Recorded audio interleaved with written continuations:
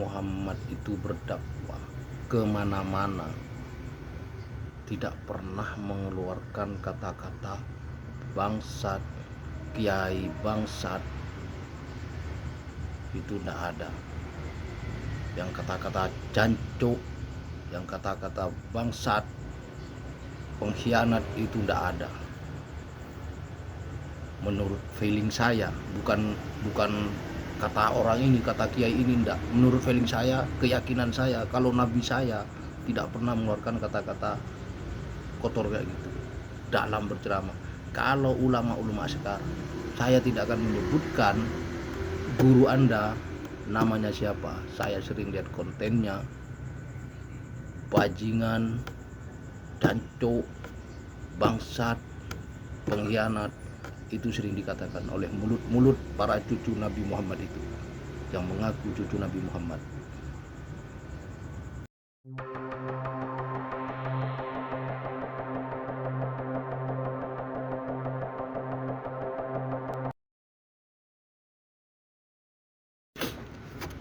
Assalamualaikum warahmatullahi wabarakatuh. Selamat malam, selamat berjumpa lagi dengan saya, tentunya di channel Nandir Birang. Dan tak lupa saya ucapkan salawat serta salam kepada junjungan Nabi besar Muhammad SAW, yang mana telah menuntun dari kegelapan menuju alam terang, yaitu agama Islam. Untuk konsep hari ini, saya akan bikin video ya tentang pertanyaan yang dilontarkan oleh netizen tentang videonya para oknum kiai yang memamerkan hartanya yang bernilai miliaran rupiah dan triliunan rupiah. Saya berkomentar di video itu dan sempat diprotes oleh salah satu muridnya. Mungkin salah satu muridnya itu mungkin merasa tersinggung atau apa, gurunya dibilang begini begitu sama saya, dan dia minta penjelasan dari sisi mana guru saya itu memamerkan hartanya. Nah, pertanyaan itu disuruh diterangkan di video. Jadi saya bikin video ini tujuannya itu, dan saya menjawab, tunggu videonya mas, saya akan menjelaskan dari segi mananya guru Anda itu memamerkan hartanya yang sangat kaya raya itu. Dan dia sempat bilang aku, kalau aku memang agama Islam pasti bisa menjawab, nggak tahu kalau Anda itu beragama Kristen. Nah, dia bilang begitu sama saya, sehingga saya itu memaksakan diri untuk menerangkan, meluruskan agar tidak salah paham. Oke, saya ini sekarang akan menjawab. Sudah jelas wah, ini kualat mungkin, ini kualat kiainya mungkin, ini sudah jelas seorang kiai, seorang penceramah menontonkan harta bendanya yang bernilai sangat besar, triliunan ataupun miliaran di media sosial. Itu kan sudah jelas bahwa dia itu memberitahukan kepada seluruh Indonesia atau seluruh dunia. Itu bisa jadi karena YouTube ini mendunia, dipamerkan harta-hartanya, kemewahan rumahnya itu dipamerkan. Itu poin satu. Orang bodoh pun mengatakan kalau itu sudah pamer kekayaan, itu orang bodoh nilainya. Yang kedua, poin yang kedua, dia dijunjung oleh para santrinya dan dia diakui sebagai cucu Nabi besar Muhammad SAW. Mohon maaf, saya ini bukan kiai, bukan gus, bukan ustadz, bukan penceramah, dan bukan orang pintar. Saya ini orang awam, penjual sayur. Cuma kalau cuma ngaji, saya bisa. Ingat ya saudara-saudara yang mengecam saya, dikira saya bukan orang muslim. Penceramah tentunya ngasih contoh pada umatnya yang menonton ceramahnya, mendengarkan ngajinya, mendengarkan ceramahnya di atas video untuk melakukan kebaikan. Disuruh bersedekah kepada orang miskin, terutama bersedekah kepada kaum janda, bersedekah kepada yatim piatu. Itu sangat sering saya dengar. Untuk berdakwah di atas podium sangat keras untuk menyuruh para pengikutnya untuk melakukan hal itu. Terus terang saya tidak tahu guru Anda menyumbang apa Anda, bersedekah apa Anda, saya tidak tahu. Kalau memang guru Anda mengikuti jejak Kanjeng Nabi besar Muhammad Sallallahu Alaihi Wasallam, maaf ini bukan baca teks ya, ini sesuai hati keyakinan saya. Kalau saya salah mohon diprotes, kalau benar lakukan. Itu peringatan saya. Kalau guru Anda Mas ya memang cucu Kanjeng Nabi, menuntun atau mengikuti jejak Rasul, saya katakan Rasulullah berdakwah bukan hanya di Indonesia saja, bos. Rasulullah itu berdakwah seluruh dunia, diajak apa? Tidak mengajak. Dia cuma berdakwah, mengajak para manusia, tidak dengan cara yang kata-kata kasar. Nah, sedangkan Anda menyanjung guru Anda sehingga tidak terima, bilang saya bukan agama Islam.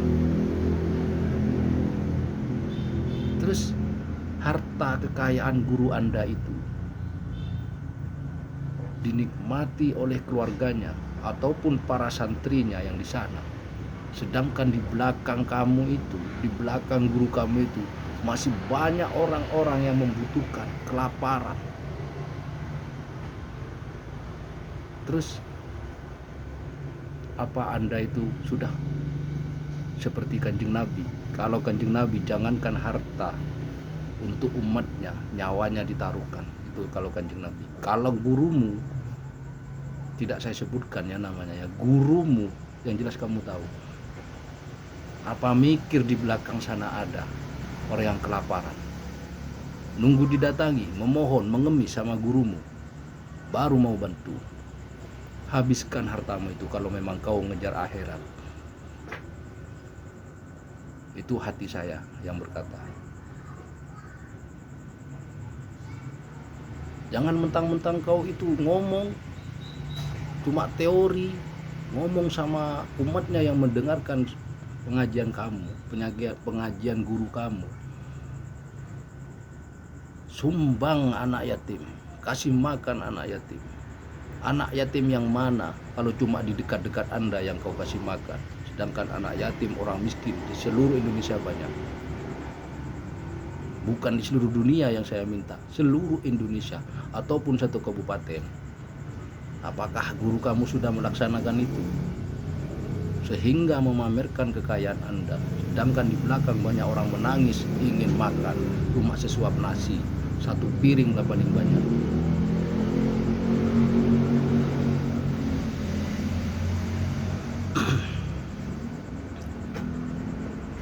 Coba dicerna kata-kata saya itu. Saya orang biasa, tidak tahu apa-apa tentang agama maupun tentang Nabi besar Muhammad SAW, tapi saya yakin, punya keyakinan kalau saya itu percaya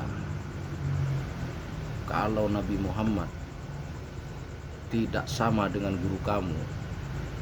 Jangan kau jawab sekarang zamannya tidak sama dengan zaman Nabi Muhammad. Memang tidak sama, tapi apa salahnya kalau kau memang memikirkan akhirat, tidak mungkin memperkaya diri. Ini suatu contoh. Guru Anda ceramah di atas podium bagaikan raja di atas singgasana, berceramah menyuruh orang-orang untuk menyumbang fakir miskin bagi orang yang kaya, menyumbang orang-orang yatim bagi orang yang kaya. Sedangkan Anda tidak merasa ada salah satu ataupun banyak orang yang mau mendengarkan pengajian Anda di atas forum, mau ngajak anaknya karena ingin mendengarkan suara pengajian Anda. Tidak jadi. Karena apa? Tidak punya uang untuk menghadiri pengajian-pengajian yang Anda bawakan, sehingga tidak jadilah untuk menghadiri pengajian yang diceramai oleh penceramah yang kaya raya itu. Alasannya apa? Takutnya anaknya yang masih kecil itu,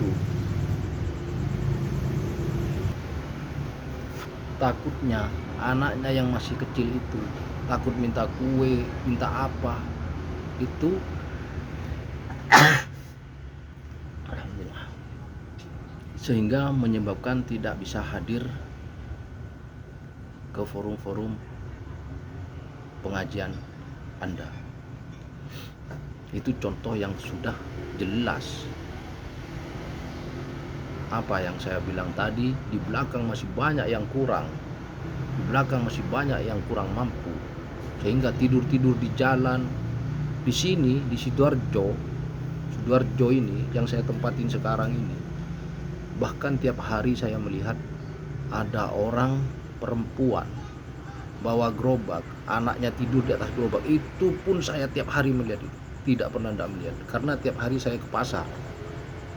Nah, apakah itu tidak butuh bantuan bagi orang-orang kaya? Cari siapa yang kurang makan. Jangan memamerkan hartamu yang banyak sehingga menimbulkan kata-kata fitnah. Seperti saya sekarang ini dikatain bukan orang Islam kalau tidak bisa menjawab dari segi apa gurunya itu pamer. Padahal sudah jelas, jangankan saya, orang lebih bodoh dari saya, termasuk saya bodoh ini, sudah jelas kalau itu memamerkan hartanya.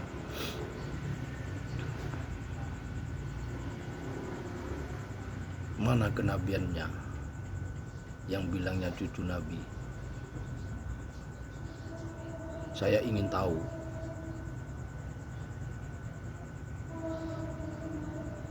Kita betul-betul mengikuti para ulama, para kiai. Itu sangat penting bagi kita. Akan tetapi kita harus menilai perkataannya, tutur katanya. Itu kita harus menilai pantas apa enggak yang keluar dari mulutnya itu seorang cucu Nabi.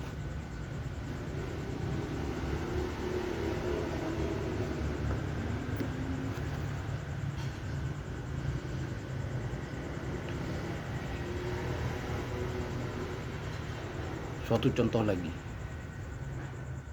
Nabi Muhammad itu berdakwah kemana-mana, tidak pernah mengeluarkan kata-kata bangsat, kiai bangsat, itu tidak ada. Yang kata-kata jancuk, yang kata-kata bangsat, pengkhianat, itu tidak ada. Menurut feeling saya, bukan kata orang ini, kata kiai ini, enggak. Menurut feeling saya, keyakinan saya, kalau Nabi saya tidak pernah mengeluarkan kata-kata kotor kayak gitu dalam berceramah. Kalau ulama-ulama sekarang, saya tidak akan menyebutkan guru Anda namanya siapa. Saya sering lihat kontennya, bajingan, jancuk, bangsat, pengkhianat, itu sering dikatakan oleh mulut-mulut para cucu Nabi Muhammad itu, yang mengaku cucu Nabi Muhammad. Seandainya ada anak kecil yang ikut orang tuanya nonton ceramah Anda, kiai aja ngomong mulutnya kayak gitu, apalagi saya. Pasti perasaannya begitu, saya yakin. Masa ada cucu Nabi Muhammad bilang kata-kata kasar kayak gitu? Anda belajar lagi, dikoreksi lagi. Saya tidak tahu Nabi Muhammad itu kayak apa. Memang manusia, cuma dia paling mulia, paling istimewa di antara manusia, bukan antara makhluk. Saya tidak ngomong makhluk, manusia.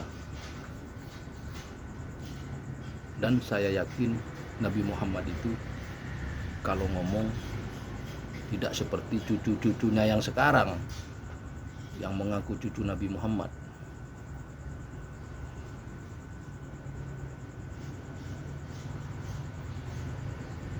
Jadi kalau memang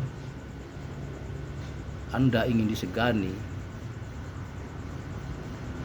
ya jagalah tutur katanya itu.